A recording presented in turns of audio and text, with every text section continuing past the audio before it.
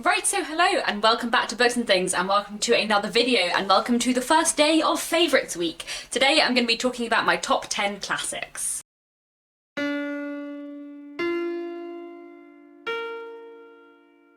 I think it's probably quite interesting to compare my favourites as of today to my favourites a year and a half ago. You will notice today that the list is slightly different, in a slightly different order, and some of the things that were in my top 5 last time are no longer in my top 5 but still remain in my top 10. You will also notice that A Dance to the Music of Time, the series, is not on this list. That's not because I don't love it anymore, but because this time I'm doing a separate video on my favourite series. You will also notice today that this list is very Victorian and entirely 19th century. There are a lot of classics from outside of the 19th century that I love. You know, books by Shirley Jackson or Agatha Christie or Ian Forster that I love, but I just don't love them quite as much as I love books from the 19th century, so it's just going to be a very 19th century list. Before I get into my top 10, I'm cheating already on day one and I have an honourable mention. There won't be any other honourable mentions the rest of the week, but I found it so hard to get my favourite classics down to a top 10 because there are so many that I love. No matter how I wrote the list, this book that I'm about to mention always ended up outside of the top 10 when I ended up with like a 12,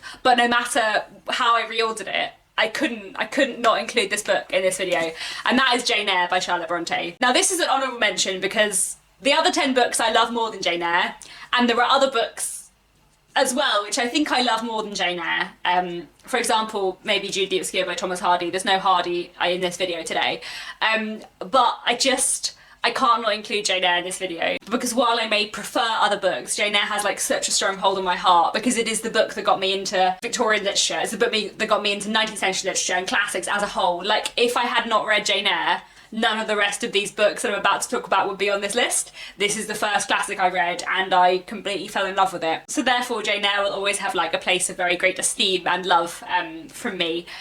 Jane Eyre is a fantastic book. It is a Victorian builder's romance following the character of Jane Eyre from her childhood into her adulthood. She is an orphan and she is brought up by an aunt who doesn't care about her. She's sent away to school and ends up going out to become a governess, teaching a girl called Adele, who is the ward of a man called Mr. Rochester. But when she gets to Thornfield Hall, where Mr. Rochester and Adele live, nothing is quite what it seems. I'm not going to say more than that, except that it is a fantastic novel. I think it's a beautiful, wonderful love story. It's a fantastic coming-of-age story and exploration of a character. Like, Jane Eyre is so fully formed. And this book is what got me into Victorian literature. I think it's a perfect place to start with classics as well because it's so accessible. So anyway, Jane Eyre, I love it. Not quite in the top 10, but it kind of needs to be there anyway. At number 10, I have The Small House at Allington by Anthony Trollope. This I have apparently deemed today as my favourite Anthony Trollope, though The Way We Live Now is probably at like number 12, just below Jane Eyre or something. The Small House at Allington is the 5th book in the Barsetshire Chronicles, which will definitely feature in my favourite series of all time video, spoiler alert, but this is my favourite book in that series and I love it so much on its own that I had to talk about it today.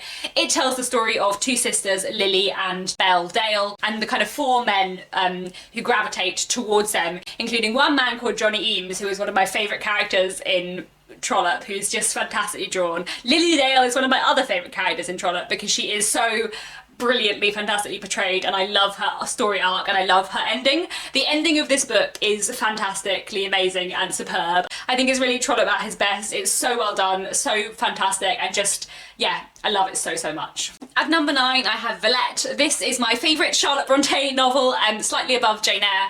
This has a lot in common with Jane Eyre. We follow a young woman called Lucy Snow through a little bit of her kind of childhood, but then into her adulthood. She, like Jane Eyre, is an orphan and a teacher. She travels from England to Belgium to work in a school there and ends up kind of beginning as a sort of nursery maid and coming into her own as an English teacher.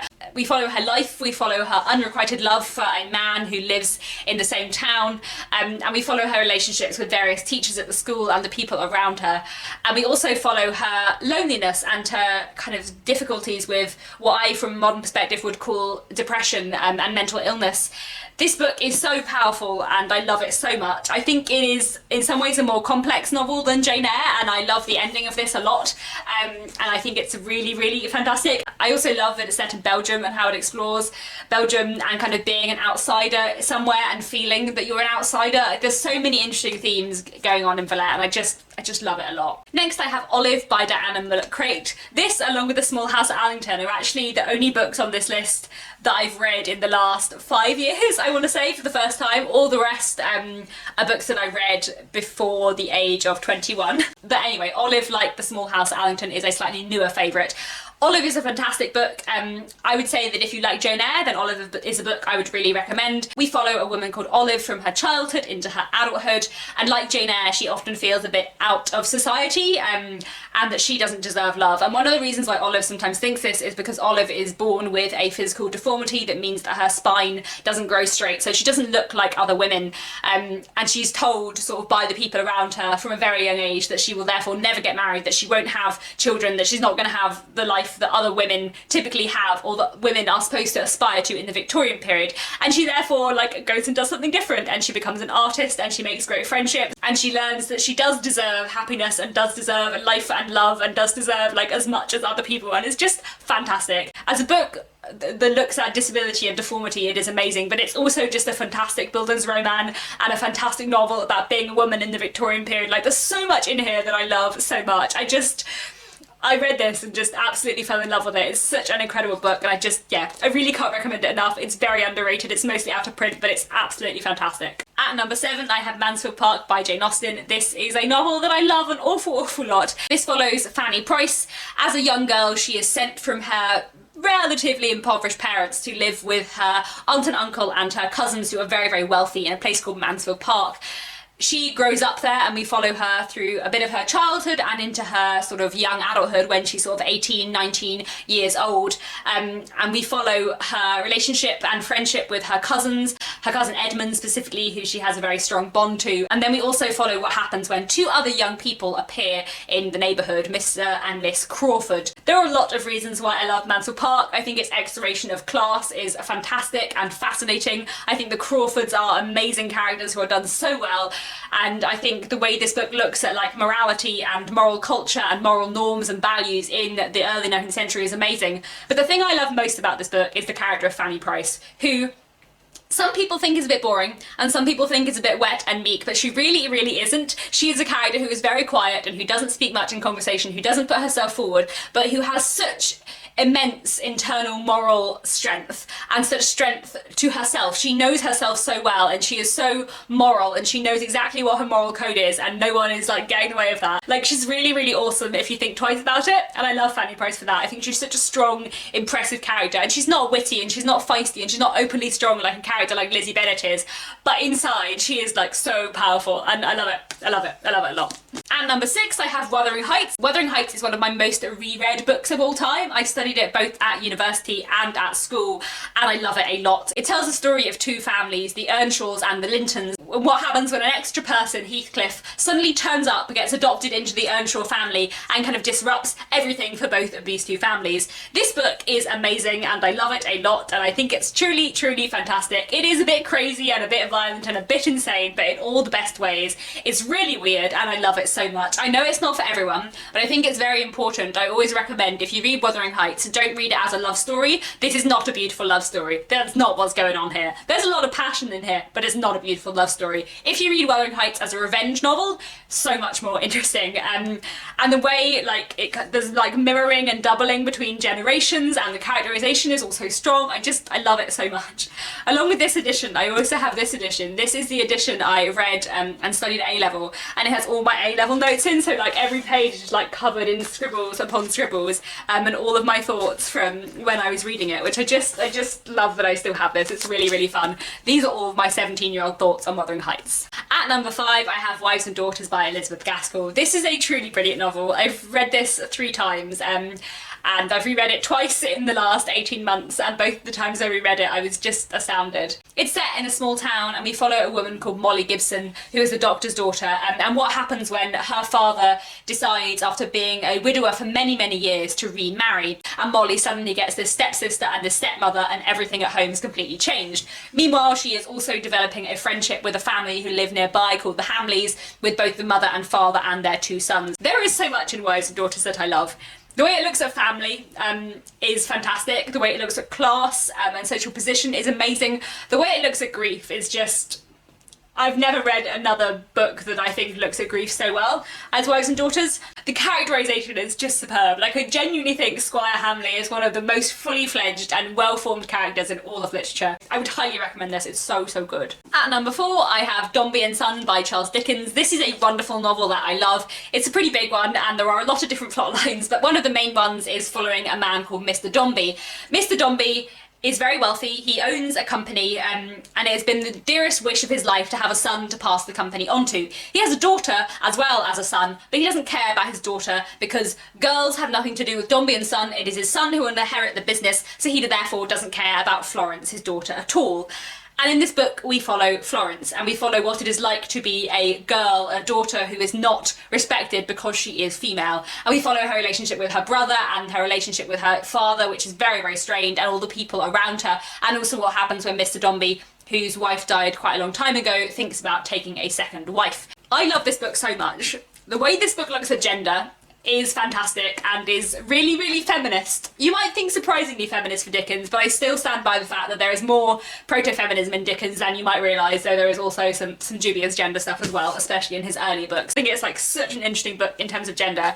And also the characterisation in here is amazing. Mr. Dombey is so well done. The character of Edith is just, oh, she's one of my favourite characters in all of Dickens. She's so well done. The way this book looks at marriage and gender and growing up and grief, again, like there's just so many fantastic things in this book. It is amazing, I love it. I really need to reread it sometime soon. At number 3, I have Pride and Prejudice by Jane Austen. For some reason, 18 months ago, I did not include this in my top 5 classics of all time, and I don't know why. It's partly, I think, because since making that video, I have reread this another 3 times, and I just love it, and every time I reread it, I just love it even more. Pride and Prejudice, if you happen somehow to not know, tells the story of the Bennet family, 5 daughters and their parents, and the estate that Mr. Bennet owns is entailed upon the male line, which means all of his daughters, they won't inherit, so the only way they're going to have somewhere to live after his death is if one of them at least marries well. And we follow the 2 eldest girls, Elizabeth and Jane, and their kind of romantic relationships as well as their relationship with each other and their friends and family around them. Pride and Prejudice is witty and insightful and fascinating. The characterisation is so good. The character development is amazing. Like, this book has such fantastic character development and such brilliant character arcs over the course of this book.